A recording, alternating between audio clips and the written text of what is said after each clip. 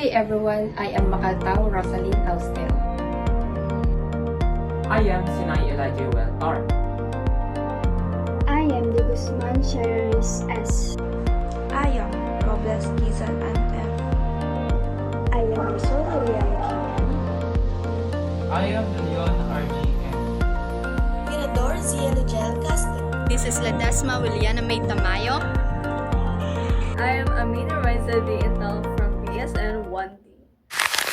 Good day everyone, we are Group 3 and today we'll explore 3 foundational nursing theories that have shaped modern practices. So first is Imogen King's theory of goal attainment, next is Myra Levine's conservation model, and lastly, Nola Pender's health promotion model. So let's dive into their principles, applications, and lasting impact. According to Imogen King, conceptual model and middle range theory of goal attainment. This is the core topic that we're going to discuss to you later on. But first, we're going to discuss about Imogen King's biography. The first one is, she was born on January 30 in West Point, Iowa. Next, in 1961, she graduated with a Doctor of Education degree from the Teachers College of Columbia University. The third one, in 1980, she received an honorary Doctor of Philosophy degree from Southern Illinois University. Last and foremost, Dr. King's contribution to Nandang International span for 40 years. And also, she was a participant at the first National Conference on the Classification of Nursing Diagnosis in St. Louis in 1973. So based on the context, it composed about her personal information and educational achievements in her significant contributions to nursing theory and practice. Moreover, it's beneficial for us to inspire ourselves to motivate to be excellence in the field of nursing someday.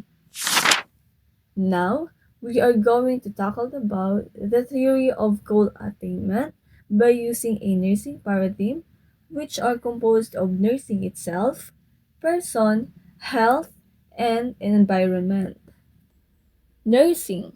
The goal of nursing is to help individuals maintain their health so they can function in their roles. And also, nursing is a goal of driven, interpersonal process that helps individuals maintain health and function in their roles. Nurses interpret and apply information to plan, implement, and evaluate care. So in here, it talks about the nurse-patient relationship as a partnership. However, they are communicating to set goals using their combined knowledge to create and implement a plan. Health.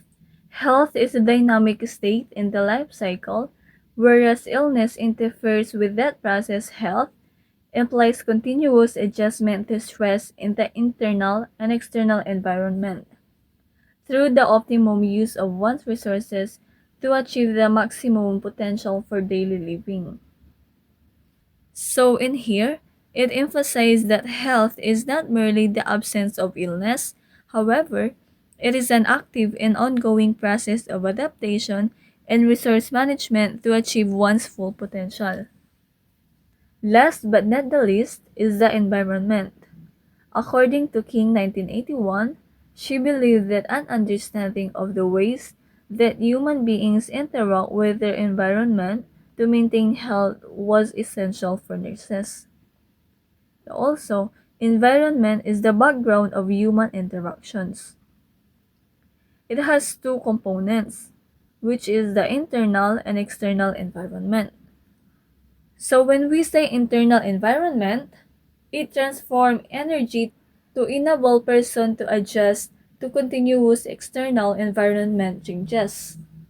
However, in external environment, it involves formal and informal organizations. It also indicates that nurse is a part of patient's environment. So when we say environment, it is a holistic concept encompassing all factors influencing a person's health, because it also emphasizes that health is not determined by internal factors but also by interactions with the external world. So now let's proceed to the three systems. So first is personal system. Individuals are personal systems by King 1981. Each individual is an open, total, and unique system in constant interaction with the environment. The following concepts provide foundational knowledge that contributes to understanding individuals as personal systems. So, first is perception. Perception involves how individuals interpret their sensory experiences and understand the world around them. Second is learning. Learning is the process by which individuals acquire new knowledge, skills, and behavior through experience and study or being taught. Third is self. Self refers to an individual's awareness and understanding of their own identity, including their thoughts, feelings, and characteristics. Next is body image. Body image is how an individual perceives and feels about their physical appearance, which can significantly impact their self-esteem and emotional well-being. Next is growth and development. Growth and development encompass the physical, emotional, and cognitive changes that occur in an individual over time, influencing their overall health and well-being. Next is time. Time is the continuous sequence of existence and events that occurs in an apparently irreversible succession from the past through the present into the future, affecting how individuals plan and experience life. And next is personal space. Personal space refers to the physical distance an individual prefers to maintain between themselves and others, influencing their comfort level and social interactions. And lastly is coping. Coping refers to the strategies and mechanisms individuals use to deal with stress, challenges, and difficult situations in order to maintain their psychological and emotional well-being. So let's proceed to interpersonal system. Two or more individuals in interaction form interpersonal system by King 1981. More people, more complicity. King's nursing process happens in nurse and patient interaction. Concepts critical to understanding interactions between individuals are as follows. So first is communication. Communication is the process of conveying information, ideas, and feelings between individuals through verbal and nonverbal means. Second is interaction. Interaction involves the mutual and reciprocal exchange of influence, actions, and communication between two or more individuals. Third is role. A role is a set of expected behaviors and responsibilities associated with the particular position or function an individual holds within a social context. Fourth is stress. Stress is a state of mental or emotional strain or tension resulting from adverse or demanding circumstances. And fifth is stressors. Stressors are specific events, situations, or factors that cause stress. And lastly, transaction. It refers to an interaction between individuals that involves an exchange of something, such as information, resources, or emotions. And now, let's proceed to social system. A social system is an organized boundary system of social rule, behaviors, and practices developed to maintain values and mechanisms to regulate the practice and rules. Concepts that are useful to understand interactions within social systems and between social and personal systems are as follows. First is organization. It refers to the structure and arrangement of individuals and resources within a system to achieve specific goals. Second, authority is the legitimate power or right to give commands, make decisions, and enforce obedience within a social system. Third is power is the ability to influence or control the behavior of individuals and the allocation of resources within a social system. Next is status. It refers to the relative social position or standing of an individual within a social system, often based on factors like wealth, occupation, or prestige. And lastly, decision making. It is the process of selecting a course of action from multiple alternatives within a social system. It typically involving evaluation and choice among options.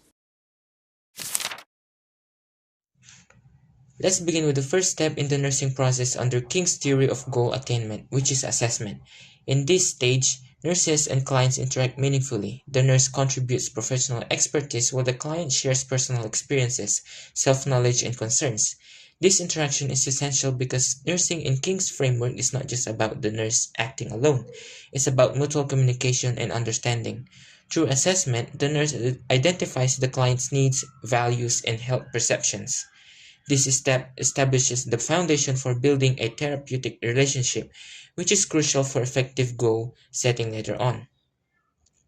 The next step is the nursing diagnosis. Here, the data gathered from assessment is analyzed to identify actual or potential health problems. The diagnosis acts as the bridge between the assessment finding and the planning stage. For example, if a client shares that they often feel weak, the nurse doesn't just record it. She interprets it using nursing knowledge and may identify problems such as activity intolerance or risk for fatigue. In King's theory, this process is highly interactive. The nurse and client are both active participants shaping how health problems are identified and prioritized. Moving on to the next three steps: planning, implementation, and evaluation.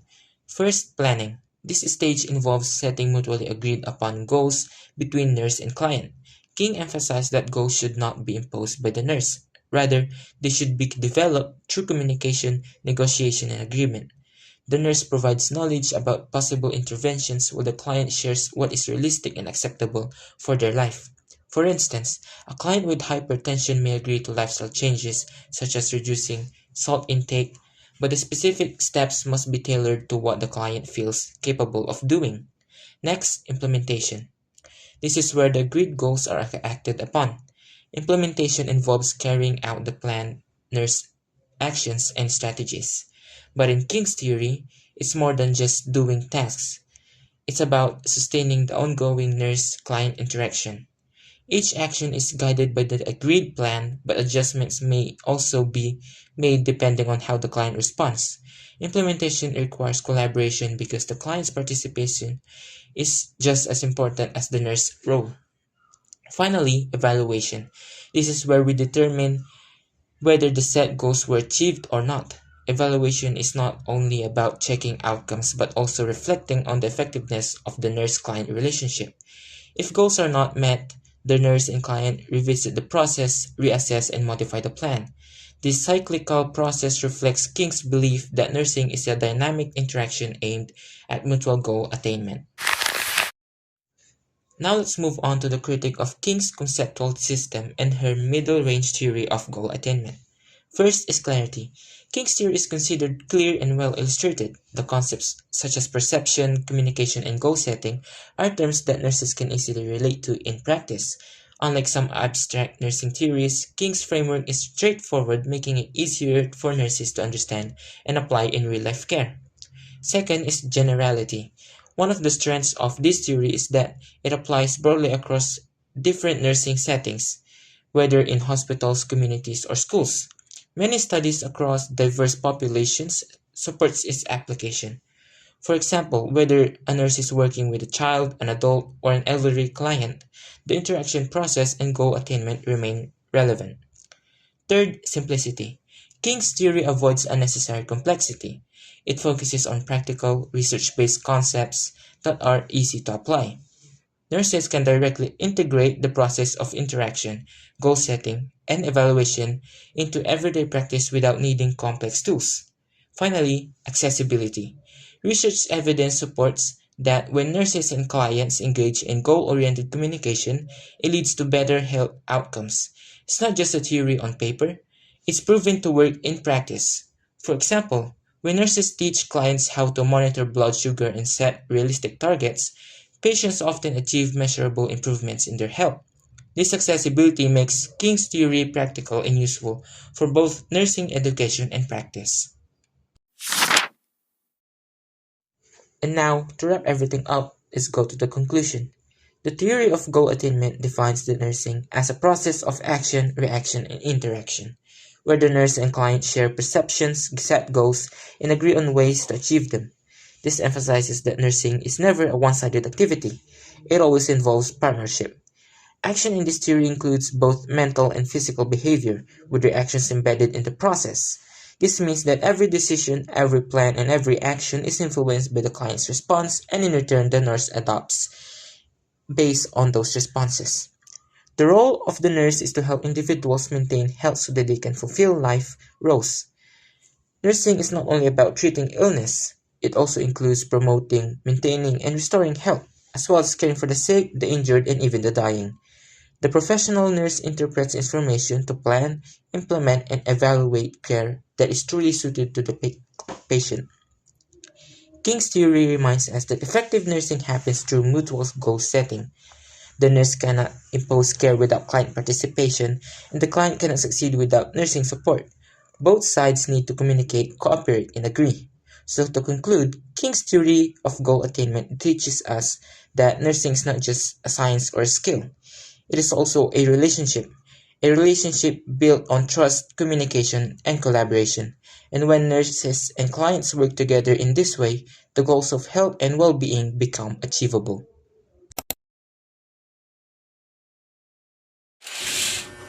Welcome to our role-play presentation on Imogen King's conceptual system and theory of goal attainment. This theory explains how nurses and patients work together, set goals, and achieve better health through communication and teamwork. So let us begin. Good morning po. Ano po concern nila? Madalas po kasi ako mahilo and hindi ko na rin po nagagawin pang araw-araw kong gawain. Nandun po tayo kay Doc. Doc, andito na po yung pasyente. Nakakaramdam po siya ng panghihina at mabilis po siya kapagod. Sige, salamat. Maupo po muna kayo.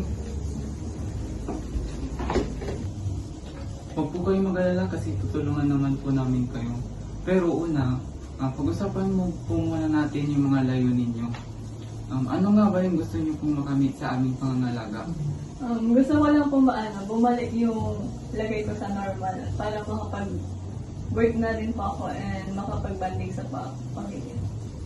Ang iyong layunin ngayon ay maibalik yung lakas mo.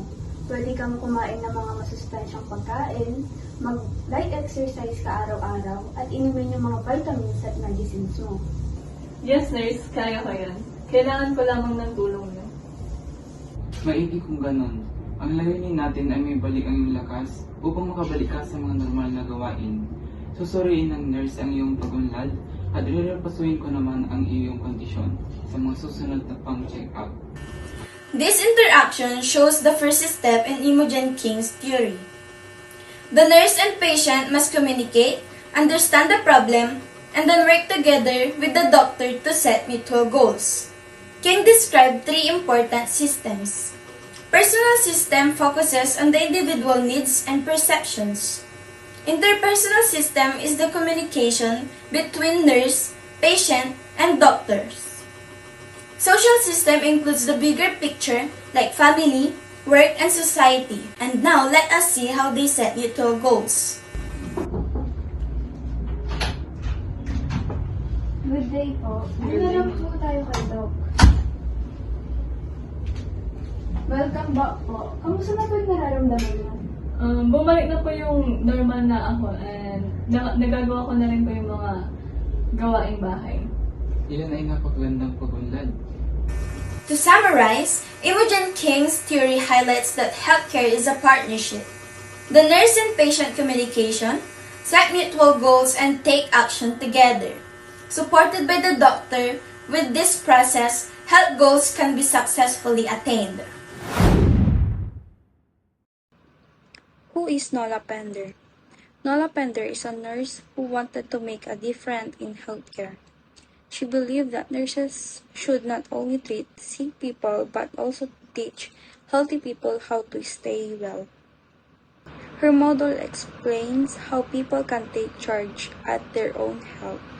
It focuses on positive action like eating nutrition, food, exercising regularly, managing stress, sleeping enough, avoiding harmful habits like smoking, drinking too much alcohol.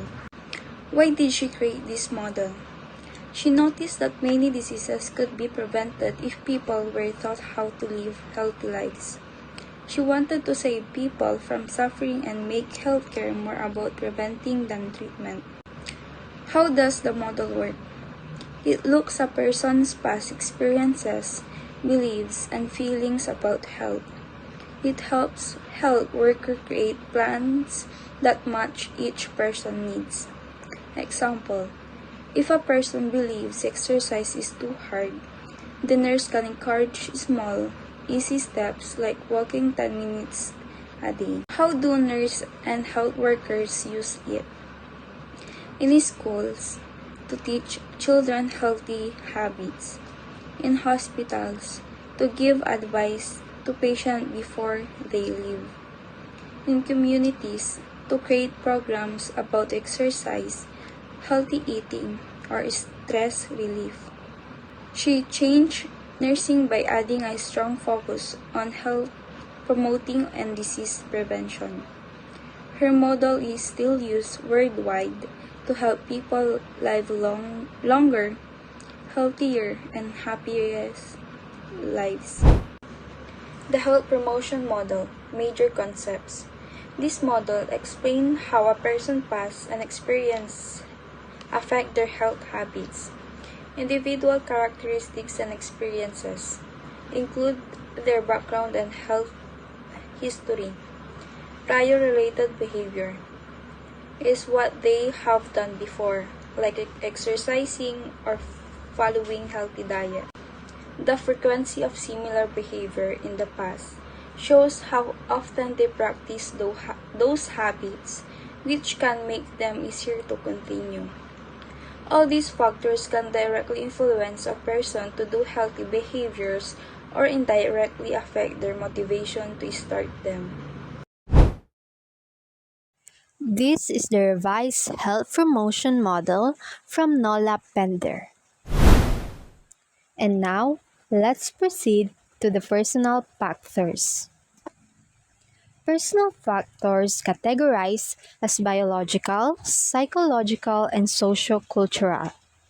These factors are predictive of a given behavior and shaped by the nature of the target behavior being considered. And now, let's talk about what drives human behavior, especially when it comes to health. Because our actions aren't random. They're shaped by a mix of personal factors, perceptions, and influences around us.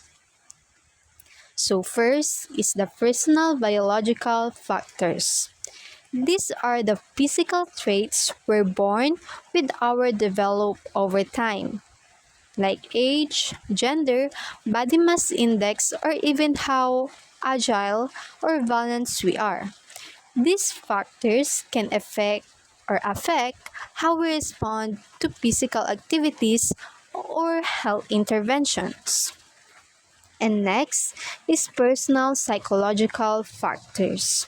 This includes variables such as self-esteem, self-motivation, personal competence, perceived health status, and definitions of health. This is all about the mind. Our self-esteem, motivation, and sense of personal competence play a huge role. If you believe you're capable and healthy, you're more likely to take action to stay that way. And the last one is the personal socio-cultural factors. The socio-cultural factors is our background, like race, ethnicity, education, and socio-economic status. Shape how we view health and what resources we have access to.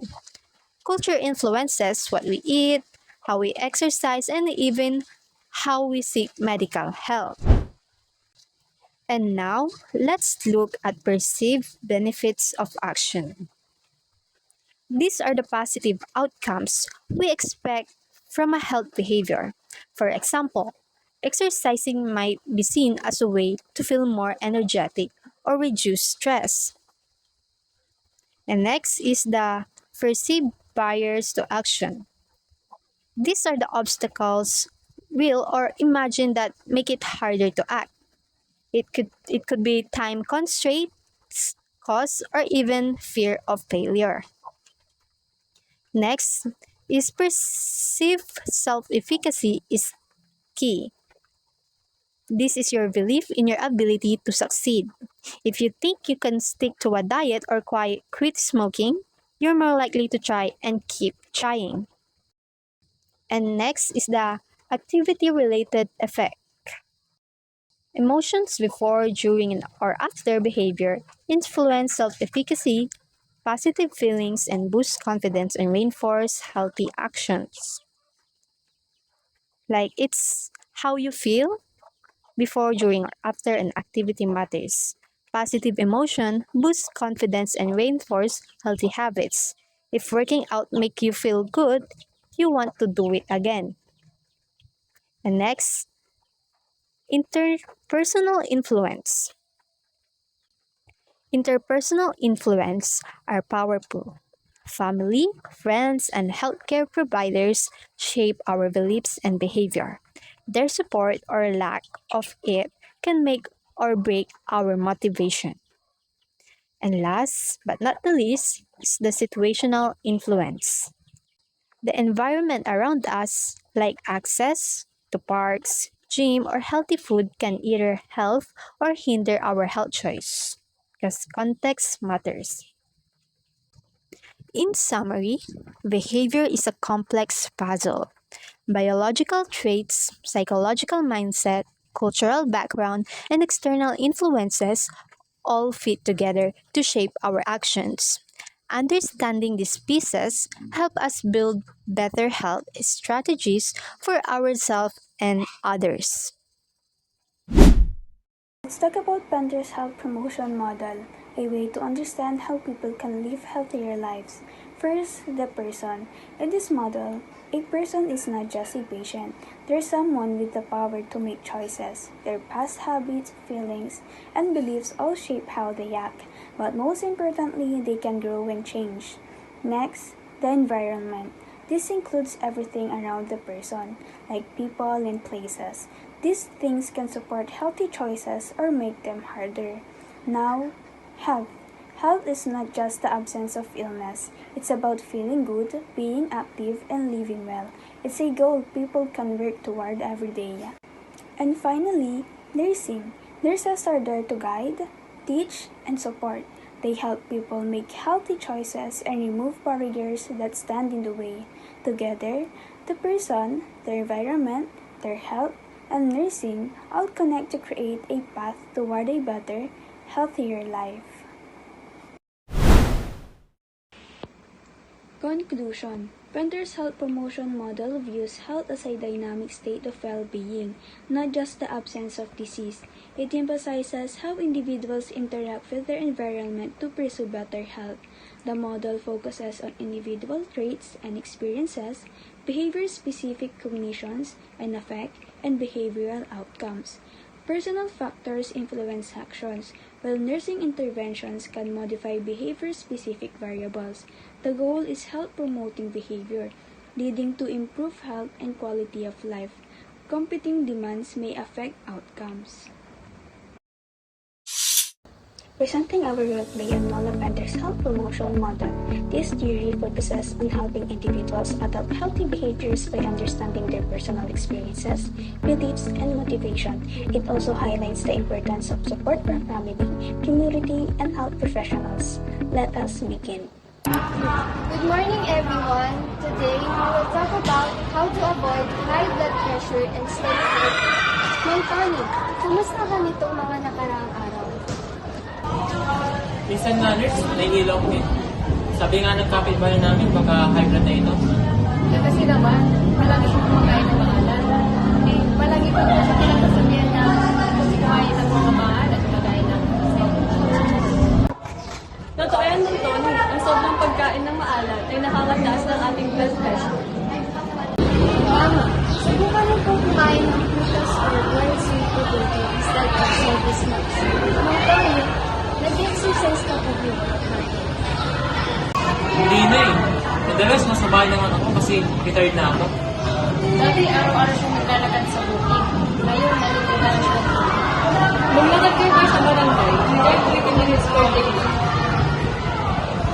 Magandang ideya, Jenny. And Rosa, siguro subukan mong magluto ng mga pagkain na may kaunting asin lamang. Bibigyan kita ng recipe. Sige, Ners, susubukan kong gumamit ng pampalasa. Mas na asin. Sige na nga rin, sasali na rin ako sa walking group. Basta tayo magkakasama. Payag ako dyan. O ano, simulan natin agad bukas? This scenario shows how Nola Pender's health promotion model works in real life. Mang Tony's past lifestyle influences his current health choices. As he learns the benefits of eating well and staying active, support from his neighbor boosts his motivation. With encouragement and a clear plan, he embraces healthier habits. Now, let's see how these small changes lead to better health. Ang Tony, kamusta ang unang araw mo sa work? Ayun, ayos na rin. Hindi na rin ako masyadong nahihilo at madalas na rin akong kumakain ng mga prutas. Iniwasan ko na rin ang kumain ng mga maalat. May dalang nga siyang bird kamote sa lakad namin sa kanya. O, saka nagluluto niya sa kumalit at luya. Ay, sarap din pala. Tama. Maliit man ang pagbabago pero may malaking epekto ito sa atin. You're all showing how health promotion works through knowledge, motivation, and teamwork. In summary, Nola Pender's health promotion model encourages people to take charge of their health by making informed choices and building supportive environments. In this scenario, Mang Tony was able to improve his well-being through education, encouragement, and community action. With small steps and shared goals, health promotion becomes a way of life. Good day everyone. For today's presentation, we will discuss Myra Levine's conservation model.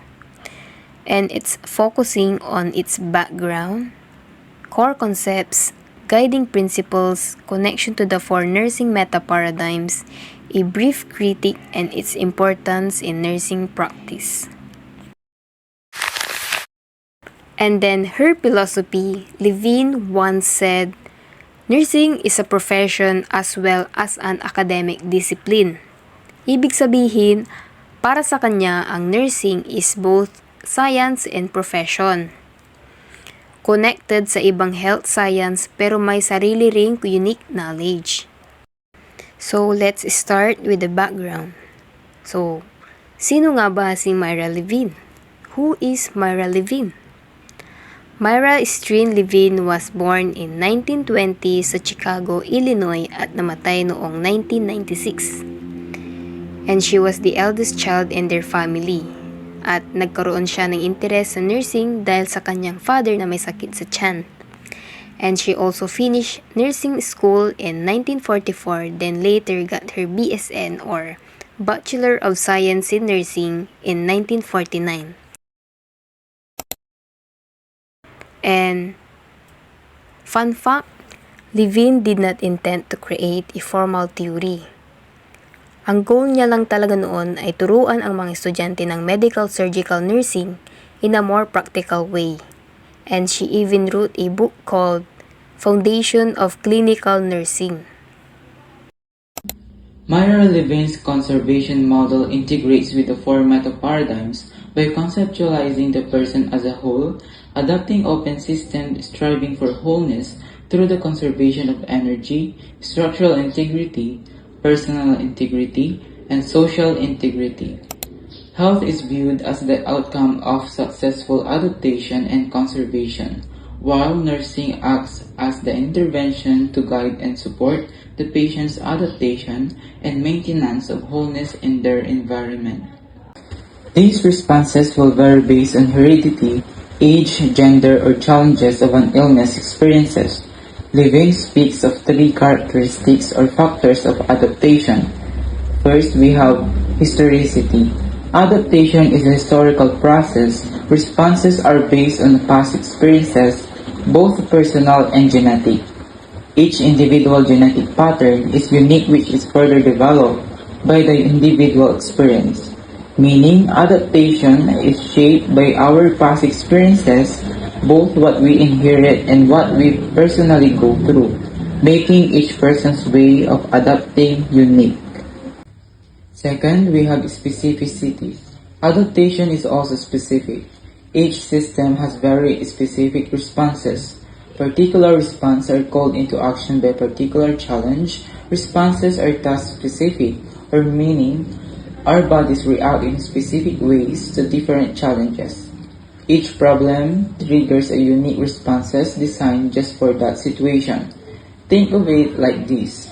Your body has different tools to deal with different problems. If you're cold, you shiver. If you're hot, you sweat. Each tool or response is specific to the job or challenge it needs to handle. And lastly, we have redundancy. It represents the fail-safe option available to individual to ensure adaptation. Levine believed that health is dependent on the ability to select from redundant options, and loss of redundant option, choices through trauma, age, disease, or environmental condition makes it difficult for the people to maintain life, meaning redundancy having backup plans for your body to adapt. Having more options helps you stay healthy, but losing those options makes it harder to cope with challenges. Wholeness exists when continuous adaptation with the environment maintains the patient's integrity. Wholeness is based on Erickson's 1964 description of wholeness as an open system. Wholeness emphasizes a sound, organic, progressive mutuality between diversified functions and parts within an entirety, the boundaries of which are open and fluid. Levine 1973 stated that the unceasing interaction of the individual organism with its environment thus represents an open and fluid system. In a condition of health, wholeness exists when the interaction or constant adaptations to the environment permit ease, the assurance of integrity in all dimensions of life. Meaning, wholeness is being a complete and healthy person, able to easily adapt to your surroundings and maintain your well-being in all areas of life through constant interaction with your environment. Wholeness has a four nursing paradigm including health, nursing, person, environment. First, we have health. Health is a state of being whole, not just the absence of illness or disease. Health and disease are patterns of adaptive change. From a social perspective, health is the ability to function in social roles. Health is an individual response that may change over time in response to new situations, new life challenges, and aging, or in response to social, political, economic, and spiritual factors. Health is implied to mean unity and integrity. The goal of nursing is to promote health. Second, we have nursing. Levine stated following about nursing. Nursing is a human interactions, rooted on the organic dependency of an individual as well as communication with other human beings. The goal of nursing is to promote wholeness. Wholeness can be achieved through the use of therapeutic and supportive aspect of caring. And third, we have person.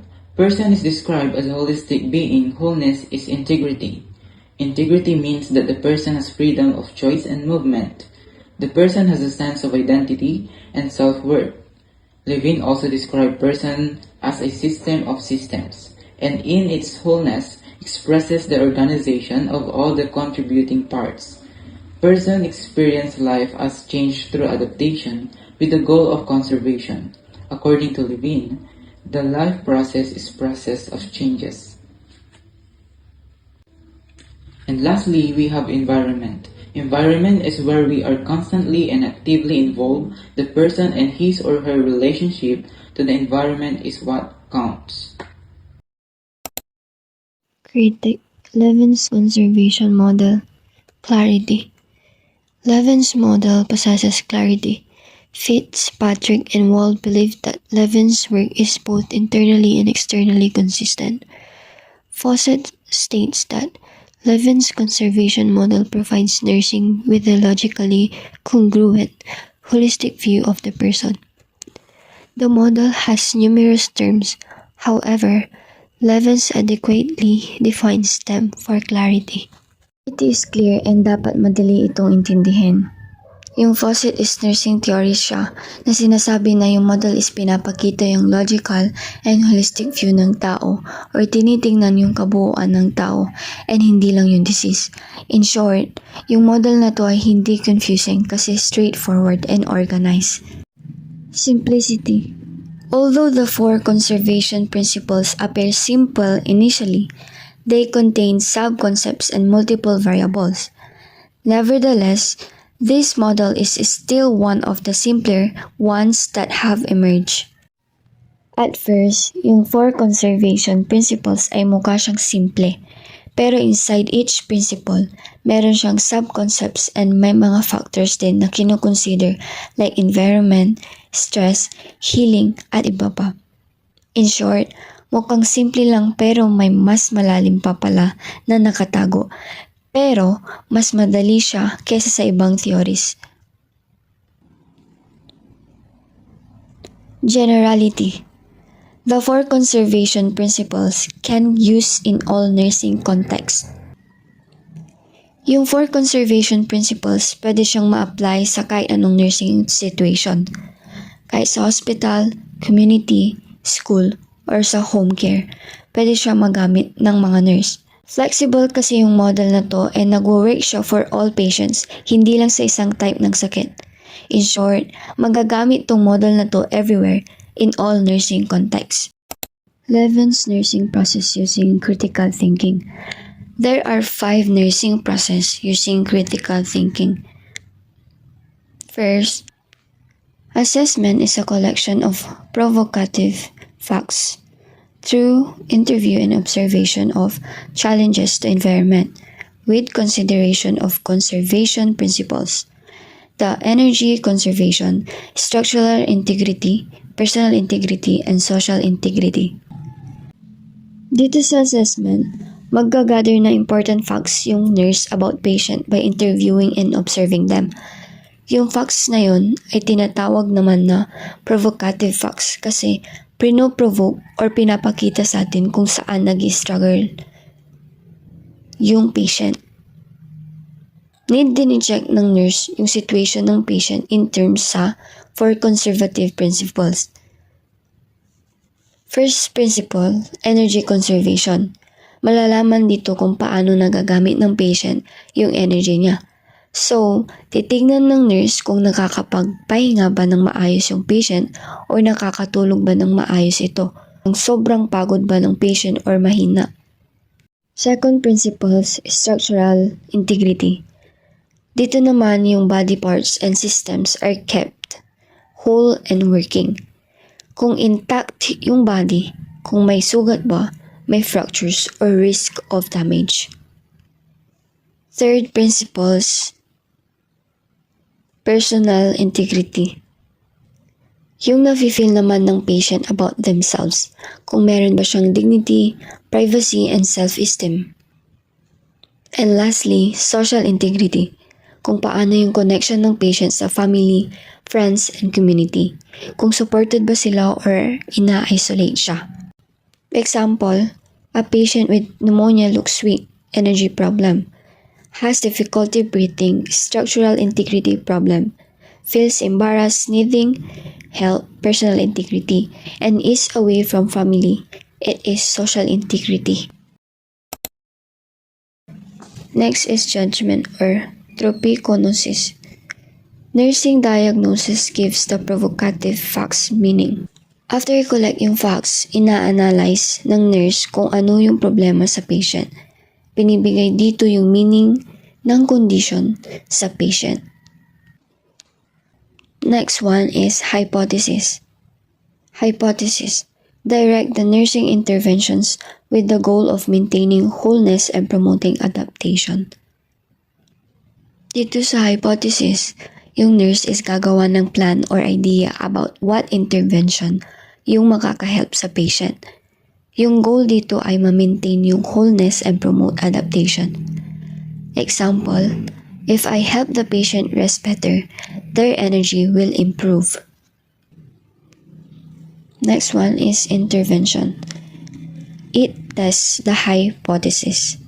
Dito sa intervention, iti-test naman dito yung hypothesis.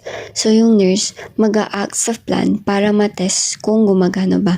Example, encourage proper rest, balance activity, sleep, and give comfort measures. Lastly, evaluation. Observation of organismic response to interventions. Dito sa evaluation, obserbahan naman dito ng nurse yung patient response after the intervention. Kapag nag-work yung intervention, continue lang. Kapag hindi naman nag-work, change yung plan and mag-try ng iba. Myra Levine's conservation models has connection to the meta-paradigms. First, we have person. The person is the central focus of the models seen as holistic, interacting systems seeking to maintain integrity and respond to environmental changes. The model's core goal is to help the person conserve and adapt. Second is health. Health is understood as the ability to adapt and conserve one's wholeness through the process of adaptation, which involves achieving balance and integrity despite challenges. Third, we have environment. The environment, both internal and external, presents challenges to the patient's integrity. The model posits the person must adapt to these environmental influences to maintain their wholeness. And lastly, nursing. Nursing is the process of promotion, adaptation, and conservation within the patient.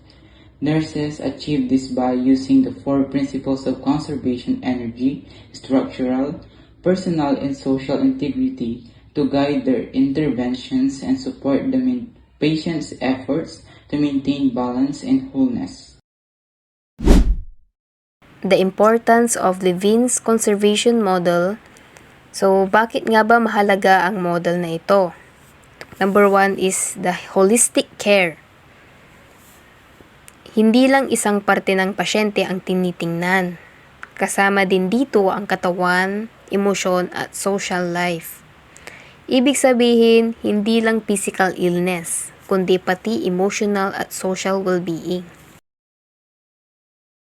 Number 2 is protect the patient's energy, body, dignity, and social connection. Paalala na dapat tipirin ang lakas ng pasyente. Igalang ang kanyang pagkatao at privacy, at tulungan siyang manatiling konektado sa pamilya at kaibigan. Number 3 is nursing is not just treating illness, but caring the whole person. Hindi lang disease care, kundi person care. And then sa last is the ultimate goal.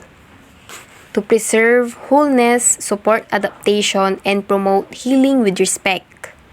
Ang tunay na layunin ay matulungan ang pasyente na gumaling, makapag-adjust at maranasan ang pag-aalaga na may dignidad. And sa conclusion, Levine's conservation model is still very relevant today kasi it reminds us that the true essence of nursing is to protect, respect, and care for the whole person, not just the illness.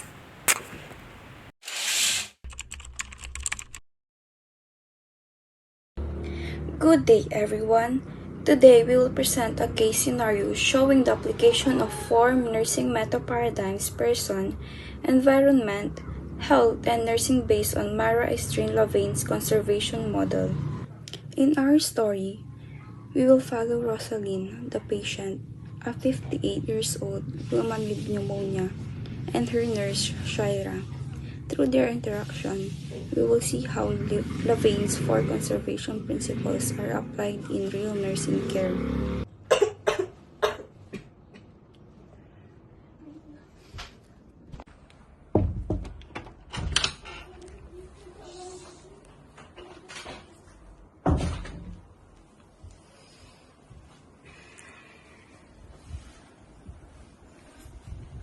Nurse, nag-aalala ako sa pamilya ko. Hindi ako sanay sa ospital. Huwag kang mag-alala, Aling Rosa. Nandito kami para alagaan ka, hindi lamang dahil sa sakit mo. Salamat, Iya. Mas gumaan ang pakiramdam ko. This scene showed the person meta paradigm in Levine's model. The patient is always seen as a whole being with physical, emotional, social, and spiritual needs.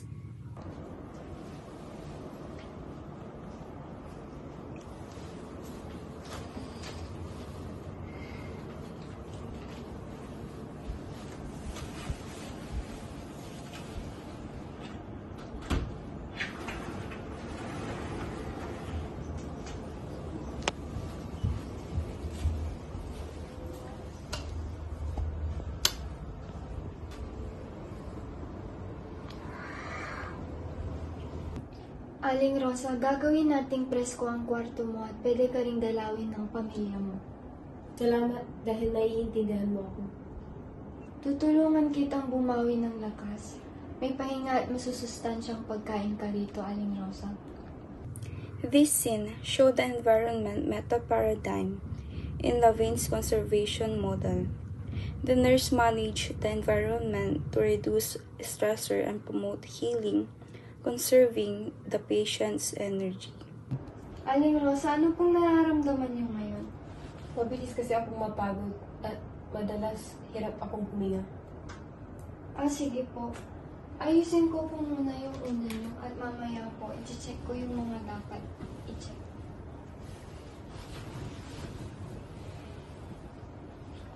Aling Rosa, ang kalusugan ay hindi lamang pagiging malaya sa sakit. Ito ay kung gaano kahusay ang iyong katawan at umaangkop. Ang iyong katawan ay nagtatrabaho ng husto, kaya tutulungan ka naming manatiling balanse at buo. Salamat, Nurse Shai. Ramdam ko na ligtas ako. At kahit na may sakit ako, nandiyan ka pa rin para alagaan ako. This scene shows the health meta paradigm. In Levine's theory, health is about patient's ability to adapt and maintain wholeness even in the presence of illness.